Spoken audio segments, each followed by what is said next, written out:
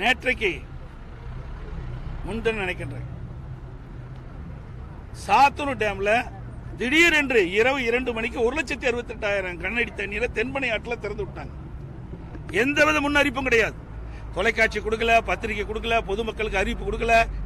அந்த தென்பெண்ணை ஆற்று ஓரத்தில் இருக்கின்ற அந்த மக்களுக்கு எவ்வித ஒரு முன்னறிவிப்பு கொடுக்காம திடீரென்று சாத்தனூர் அணையிலிருந்து 1,68,000 கனஅடி தென்பெண்ணை ஆற்றில் தண்ணீர் திறந்து விட்ட காரணத்தினால தென்பெண்ணை ஆற்றின் ஓரம் பகுதியில் இருக்கின்ற நூற்றுக்கணக்கான கிராமங்கள் அந்த குடியிருப்புகளை தண்ணீர் புகுந்து மக்கள் மிகுந்த சிரமத்துக்குள்ளாகிறாங்க.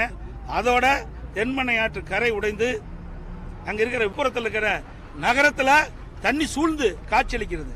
கடலூர் நகரத்தில் தண்ணி சூழ்ந்து இருக்குது. கடலூர் மாவட்டத்தில் ஒரு 20 கிராமங்களில் தண்ணி புகுந்து இருக்குது. கள்ளக்குறிச்சி மாவட்டத்தில் தென்பெண்ணை ஆற்று ஓரம் கரையோரமாக இருந்த 100க்கும் மேற்பட்ட கிராமங்கள் வெள்ள நீர் சூழ்ந்து இருக்குது. இதையெல்லாம் முன்னெச்சரிக்கை நடவடிக்கை எடுக்காத ஒரு திறமையற்ற முதலமைச்சர் தமிழகத்தை ஆண்டு கொண்டிருக்கிற காரணத்தில் இவ்வளவு இந்த மழையால் மக்கள் இவ்வளவு பாதிப்பு உள்ளாயிருக்கிறாங்க. இன்றைக்கு அணையிலிருந்து தண்ணீர் திறந்து விடுகின்ற பொழுது எச்சரிக்கை கொடுக்க வேண்டும் மக்களுக்கு. அப்பதான் மக்கள் பாதுகாப்பான இடத்திற்கு அவர் செல்ல முடியும். அவர் உடைமைகள்லாம் பாதுகாப்பாக எடுத்து செல்ல முடியும்.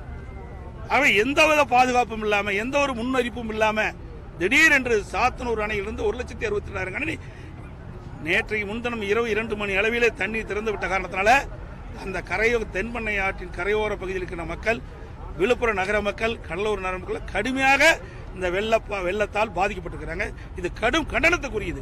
இந்த அரசுடைய அலட்சியத்தால் இன்றைக்கு இந்த தென்பெண்ணை ஆற்று கரையோர இருக்கின்ற மக்கள் எல்லாம் கடுமையாக பாதிக்கப்பட்டிருக்கிறாங்க. இதை போர்க்கால அடிப்படையில் இந்த அரசு துரிதமாக செயல்பட்டு அந்த வெள்ள நீர் வடிவதற்குண்டான நடவடிக்கை மேற்கொள்ளப்பட வேண்டும்.